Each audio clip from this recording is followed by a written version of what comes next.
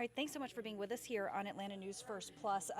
One story that we've been following today has just been the severe weather that's really wreaked havoc across metro Atlanta. Right now, actually, a community is mourning the loss of a realtor who was hit by a falling tree in Lithonia, and that tree actually had blocked the road for hours. But Rogers Lake Road was impacted by that, as you can see in the video.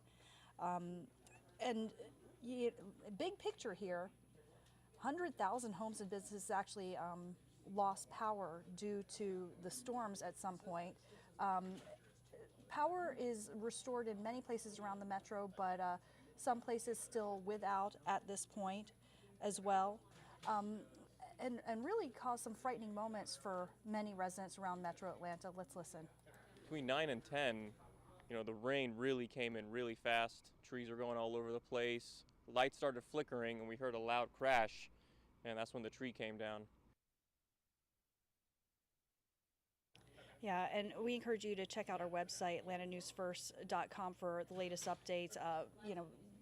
Different impacts in different parts of the metro. There was, a large tree down on Lee Street in Smyrna, part of a roof damage there. Various kind of updates throughout the morning. We're kind of keeping up to date there on atlantanewsfirst.com if you just want to check there for the updates, because it is an evolving situation. But one thing that has been impacted is the hearing that was scheduled for Noah's Ark. That was supposed to take place today, but because of the power outages and the electricity being out, this hearing has now been postponed. It was supposed to get underway in the federal lawsuit filed against Noah's Ark in Henry County, which is an animal sanctuary. Former staff members saying that the animal sanctuary had people actually abusing and neglecting some of their endangered animals. Some of the allegations include tigers being fed contaminated meat, animals being thrown around in cages and slammed to the ground. One woman giving the sanctuary her donkeys even accuses them of possibly killing one of the animals. The animal sanctuary has been closed to the public for 10 months now, and protesters last week said that the sanctuary should be closed permanently. The lawyer representing the plaintiffs against the sanctions also agrees. Until significant changes, both systemic and administratively, are made at Noah's Ark, it is not the place for these animals. Yeah, so certainly a lot of controversy surrounding this animal sanctuary, but also want to let you know about this new law set to take effect on July 1st. This would impact rideshare services, including Lyft and Uber. In fact, Georgia has millions of users of these ride-sharing services and is one of the major markets for the apps. The new law goes into effect this Saturday, July 1st. It's signed by Governor Brian Kemp, and it means that Uber drivers won't need to spend as much on insurance. You as a passenger might actually spend less on each ride, but if your driver does ever get into a serious accident, all your injuries might not be covered here. The new law lowers passenger protection insurance from $1 million to $100,000. A spokesperson from Uber is celebrating the change and shared in a statement that Georgia's been the most expensive state in the country to insure for rideshare, leading to higher fees for riders when compared to other major markets, and that this new change is a welcome step forward in making sure that Uber is affordable for Georgia riders. Serious injury, past medical bills, future medical care, pain and suffering, lost wages are going to eclipse or pass that number of 100,000 pretty quick. Yeah, so again, that new law taking effect on July 1st and should certainly impact the prices of using rideshare in this area as well. Also, we continue to follow the latest on the investigation into that submarine, or submersible, I should say. The Coast Guard saying that the highest level of investigation is now underway into the vessel that imploded while exploring the wreckage of the Titanic. Of course, 5 people were killed, including a man with ties to Peachtree Corners. The discovery of the wreckage on Thursday officially marked the end of the search and rescue. Right now, the Marine Board of Investigation is collecting evidence, including debris at the site. The MBI will also investigate the cause. Let's listen. The MBI, however, is also responsible for accountability aspects of the incident, and it can make recommendations to the proper authorities to pursue civil or criminal sanctions as necessary. Upon completion of this investigation, the MBI will issue a report to the Commandant of the Coast Guard, Admiral Linda Fagan, with the evidence collected, the facts established, its conclusions, and recommendations.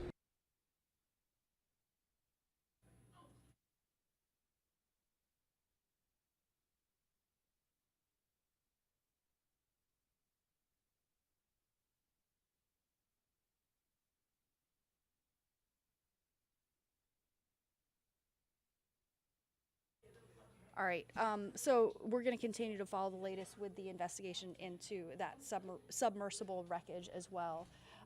We're also following the latest on the forecast.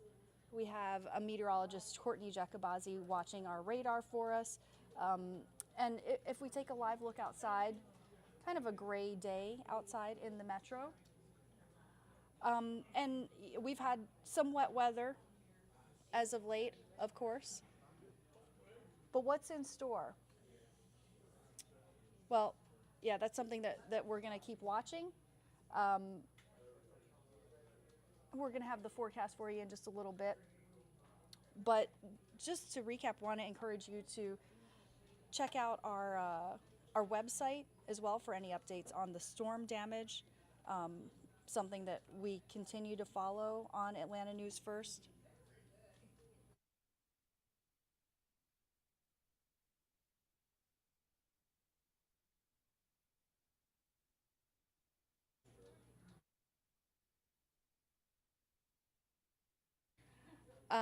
But again, at one point, 100,000 homes and businesses were without power due to the storms, and thankfully things are a lot calmer.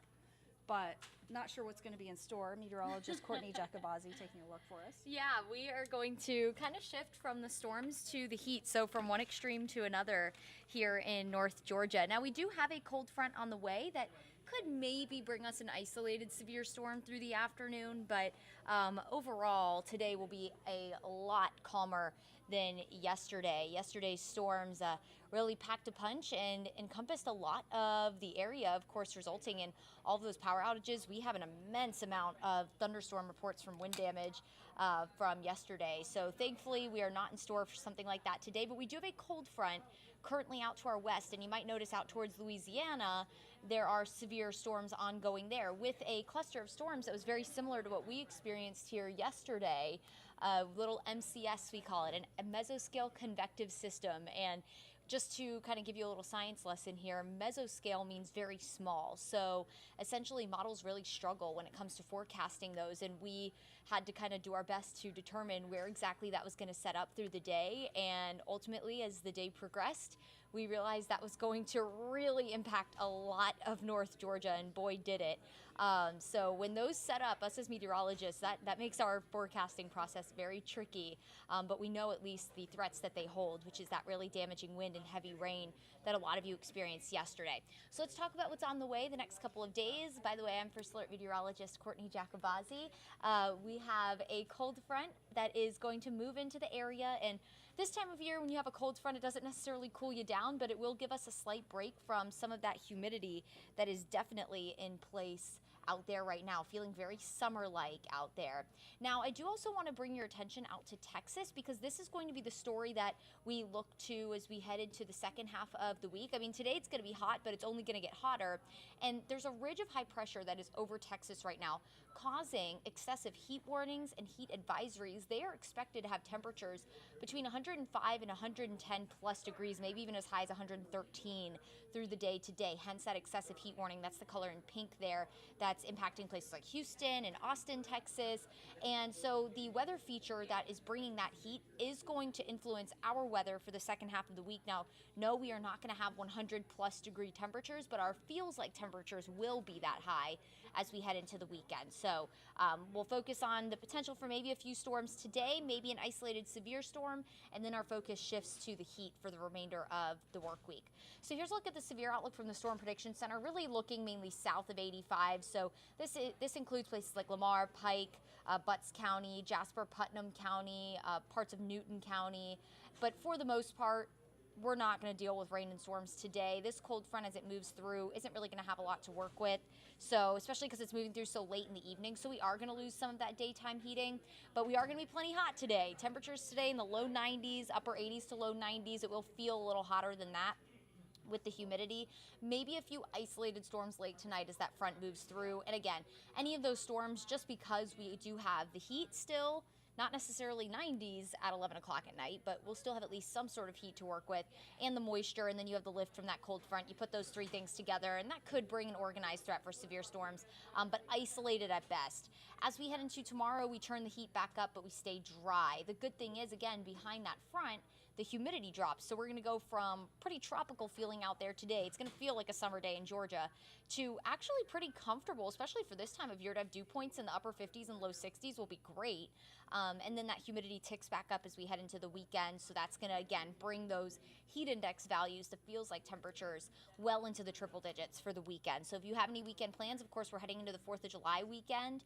Look up Atlanta is on Saturday. You want to just have all of the water with you. You'll want to stay cool, wear your sunscreen, all the things to prepare for the heat as we head into the weekend. So here's a look at that ridge of high pressure I was talking about that's bringing that heat. And you can kind of see underneath that ridge where all that orange is along the Gulf states. And to the north of that, they're actually pretty cool because that weather system that brought severe weather to the Midwest now is bringing severe weather to the Atlantic coast. That kind of cooled temperatures down up there. But to the south, underneath that ridge, is where all the heat is. So take a look. They're already at 86 degrees. Just past 10 o'clock is when we're streaming this. They're already at 86 in Dallas. Meanwhile, here in Atlanta, we're in the low 70s. Along the Gulf Coast, they're in the 80s as well. And again, their temperatures are expected to soar through the day today. So that ridge is going to continue to build and grow stronger and shift over us. And that's going to bring highs into the mid 90s as we head into the end of the week. Some models are hinting at upper 90s. Now, here's the thing. We're going to start to increase our rain coverage just slightly. And if one of those rain showers happens to go over you, that will cool down the temperature a couple of degrees before we reach the upper 90s. So rain will be our friend as we head into the weekend because that will offer us at least a little bit of a cool down. But either way, it's going to be a scorcher. It's going to be one of those things, and you know how it is here in the summertime. After the rain, it feels like a sauna outside. Yeah, that's what it's going to do as we head into the weekend as that ridge again continues to build in over the next several days. So here's a look at the 6-day temperature outlook. 90 tomorrow. Again, that cold front going to knock our humidity down a little bit. It'll keep our temperature just a degree or two cooler. And then we'll climb back into the mid 90s, maybe even some upper 90s over the weekend. So we're going to go essentially from being well below average last week to well above average this week. But the good news is sometimes when these ridges build in, they can be really tough to break down. It does seem like we'll actually have another front move in as we head into 4th of July weekend that will prevent our temperatures from getting into that extreme range. So that is good news, and that is going to increase our coverage of rain, though, as we head into Sunday. So 4th of July weekend, something we'll be watching. Models are definitely not in agreement in our coverage just yet. We have the European model and the GFS model that go out that far. There are global models. The Euro's obviously, or the Euro, not obviously, but the Euro is wetter for Sunday. The GFS is a little drier, but I will say the GFS has been doing a lot better so far this year. So fingers crossed if you have any Sunday outdoor plans, maybe you're headed to the lake or you're headed to the river or anything outdoors, heading to any of the beaches along the coasts. That would definitely work in your favor if the GFS pans out and we end up being drier for Sunday. Either way, hot week ahead, 90s across the board. Low 90s today, near 90 tomorrow, and then mid 90s on the way to round out the week with that increasing coverage of showers and storms as we head into the weekend. And I will say, with this kind of heat, any kind of thunderstorm activity that forms, there's going to be enough fuel for strong storms. You know how it goes in the summertime. Those thunderstorms bubble up and they are usually really electric, can carry some very heavy rain and also some gusty wind. So just something we'll be watching, especially as we start to get into more of these summer-like setups here. So, all right, everyone, enjoy the day, stay cool, enjoy the sunshine today, and we'll keep you posted on the forecast and your top stories throughout the day and the week. I hope you have a wonderful Monday.